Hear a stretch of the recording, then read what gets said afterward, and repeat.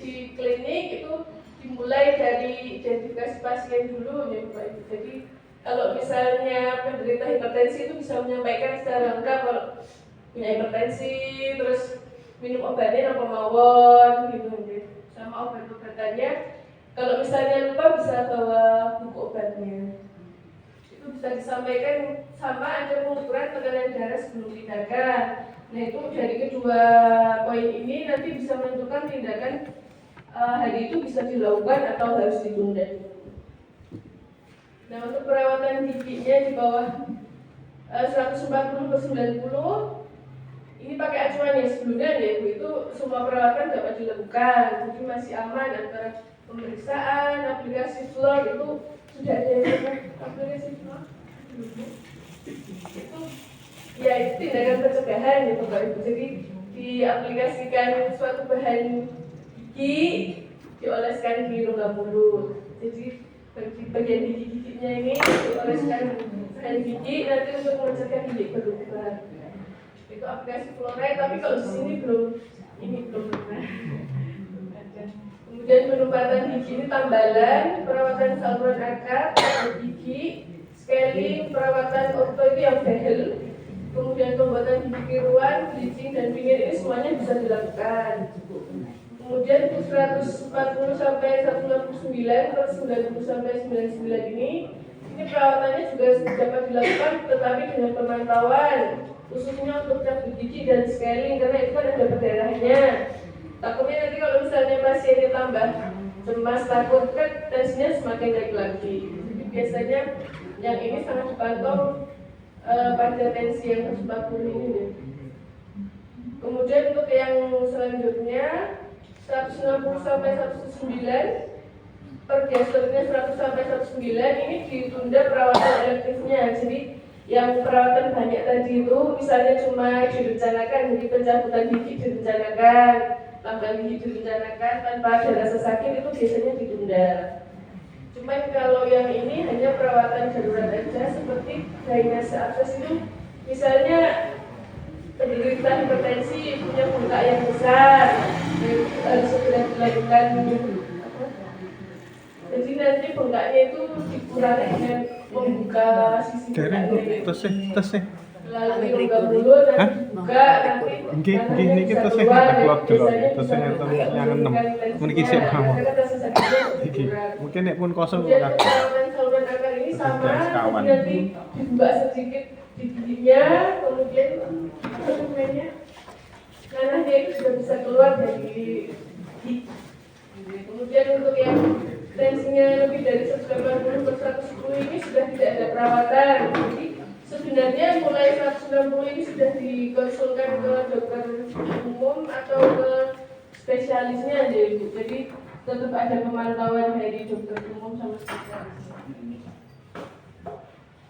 Nah, untuk tips ke dokter giginya pada pasien hipertensi ini kunjungan dilakukan pada pagi hari, jadi mengurangi stres pada saat tindakan, kemudian menyampaikan riwayatnya, kesehatan dan obat yang digunakan, tetap minum obat antihipertensi sesuai anjuran.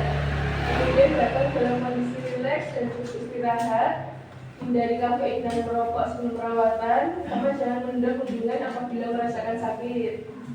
Nah ini tadi yang sudah disampaikan untuk tindakan invasif ini seperti cabut gigi sama scaling itu yang minum obat pengencer darah ini perlu berkonsultasi terlebih dahulu, jadi tidak bisa datang tetapi sudah menghentikan obatnya sendiri itu tidak boleh dilarang. Jadi harus konsultasi dulu dengan dokter gigi sama dokter spesialisnya untuk menghentikan obat, baru nanti bisa dilakukan tindakan. Cuma untuk menghentikan obat pengencer darah ini kadang ada yang tidak diperlukan penghentian obat. Jadi memang ada yang harus dihentikan, ada yang tidak perlu dihentikan, itu wewenangnya dari dokter spesialis. Untuk perubahan gaya hidup pada pasien hipertensi ini ya seperti yang biasanya yaitu mempertahankan hidup ideal, meningkatkan aktivitas fisik, meningkatkan konsumsi buah dan sayur, membatasi asupan garamnya ini bisa setengah sendok teh satu hari, jadi setengah sendok teh sampai 1 mawon. Kemudian membatasi konsumsi alkohol maupun rokok ini bisa dihentikan mawon. Kemudian dari gigi dan mulutnya bersihkan gigi dengan benar. Penggunaan obat kumur, dental floss dan sikat dental nanti saya bawa bisa dilihat. Banyak minum air putih, periksa ke dokter gigi 6 bulan sekali. Nah untuk sikat giginya sama seperti biasa ya Bapak Ibu. Sudah hafal saudara dari depan ya, dari atas ke bawah deh, sampai depan, sampai bulat-bulat ya Bapak Ibu, bulat-bulat. Terus dari permukaan dalamnya ini dari belakang ke depan, belakang ke depan itu sama lidahnya, jangan lupa disikat. Sama ini, saya mau menunjukkan ini. Jadi kalau sikat giginya sudah jelas Bapak Ibu, sudah hafal semuanya.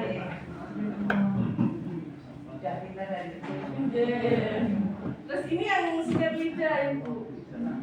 Ini ada yang kayak gini, ada yang dari plastik. Bisa kalau mau dilihat.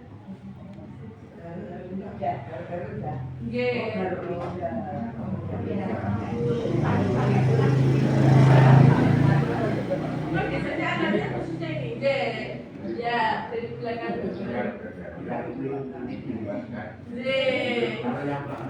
Bisa. Plastik biasanya banyak begitu.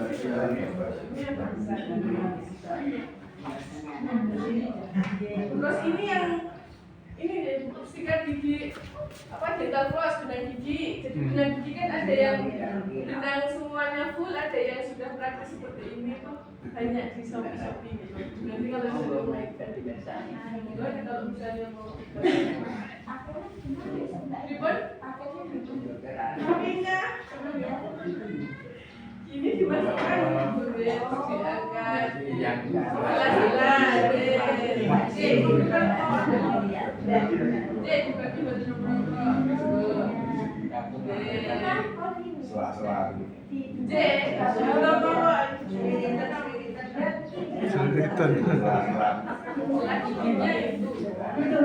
kalau ini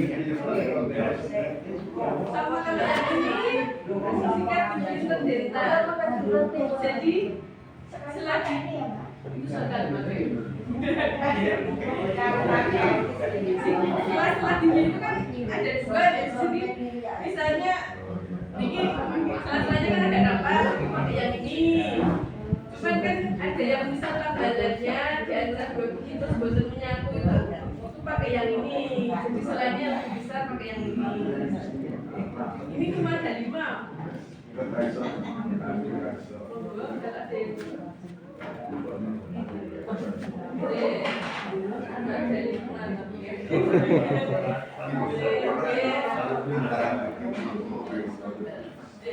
Cuman kalau yang ini bisa lebih dari 1 kali. Yang penting tujuannya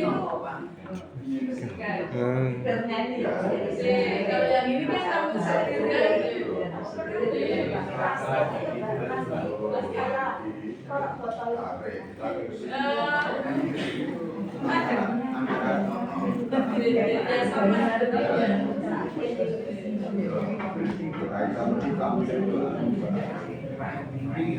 Kalau misalnya ada yang pakai obat kumurnya cari yang yang penting non alkohol. Soalnya kan sebagai harian, jadi cuma 1 kali sampai 2 kali per setelah sikat gigi bisa obat kumur, terus sudah setelah itu baru makan minum. Ini sampun Bapak Ibu. Ya, ada pertanyaan enggak?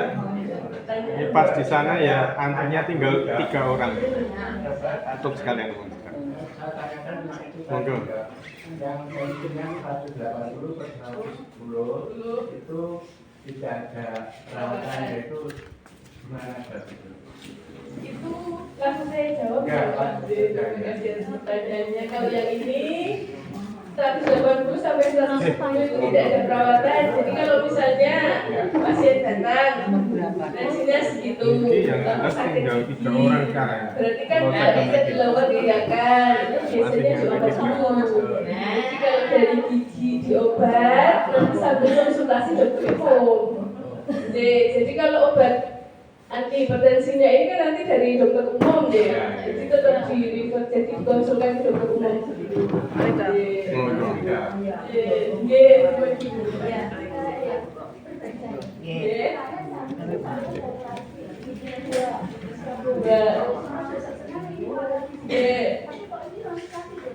Kalau misalnya habis dari Senin sampai Sabtu deh, 6 hari itu kalau misalnya masih sakit wajar. Jadi biasanya 1 sampai 2 minggu itu penyembuhannya. Sama itu kan kemarin pakai operasi besar itu buat coba di kursi gigi biasa. Biasa. Cuma apa? Segini kok enggak seluruhnya. Deh, belakang. Enggak depan sini. Oh. Kelihatannya masih ada benangnya gitu. Benangnya itu 1 minggu itu biasanya. Bisa dilanjut periksa nanti dok kalau memang diperlukan sakit periksa. Nanti bisa langsung deh. Soalnya kalau misalnya bosan dilihat kan nggak tahu. Kalau misalnya penyembuhannya 1 minggu masih wajar. Cuman kadang kan ada yang penyembuhannya memang terlambat itu dry socket. Jadi ada kasus sendiri yang disebut dry socket itu penyembuhannya terlambat. Jadi jalan darahnya kalau misalnya setelah pencabutan gigi kan tetap bentuk jalan darah, jadi jalan darahnya sudah lepas sebelumnya. Jadi memang di situ kayak ruang kosong. Biasanya agak sakit. Cuman nanti tetap harus dilihat dulu ya. Oke, bisa langsung. Teman G. Mau pasang gigi itu harus bulannya rumah. Kalau pasang gigi, bulan deh, buat kalau misalnya itu biasanya kalau butuh pencabutan gigi, jadi kalau misalnya gigi tiruan itu kan ada yang butuh pencabutan gigi. Nah itu nanti pencabutan gigi kan bulannya harus normal dulu, baru nanti sebagian gigi tiruan. Cuman kalau gigi tiruan sendiri biasanya ya kalau misalnya punya gula bisa dikontrol dulu, nggak apa-apa sih.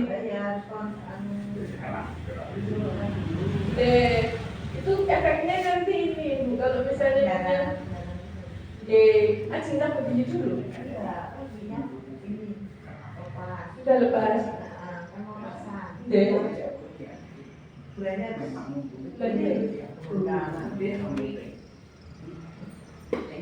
Ya, sebenarnya kalau misalnya cuma ini kan gigi tiruan yang lepasan ini kan lepasan apa aja yang cekat? Oh sama sampingnya soalnya nih Ibu. Jadi dicekatkan ke gigi sebelahnya, lah itu sebelahnya harus dikontrol Ibu. Soalnya kalau misalnya gigi tiruannya beda jenis kan Ibu, kalau di sini kan yang lepasan, kalau lepasan itu tinggal pencetakan terus dibuatkan. Jadi bulannya tidak perlu harus terkontrol itu buatan. Cuman nanti efeknya itu di ini kalau misalnya kita pakai gigi tiruan kan dia menekan rahang gitu. Jadi menekan tulang-tulang di sekitarnya. Yaitu nanti kalau misalnya pada pasien DM yang belum terkontrol itu gigi sebelah-sebelahnya itu gampang goyang. Maksudnya goyang. Langgar misalkan nanti bisa lanjut konsultasi. Iya. Awal-awal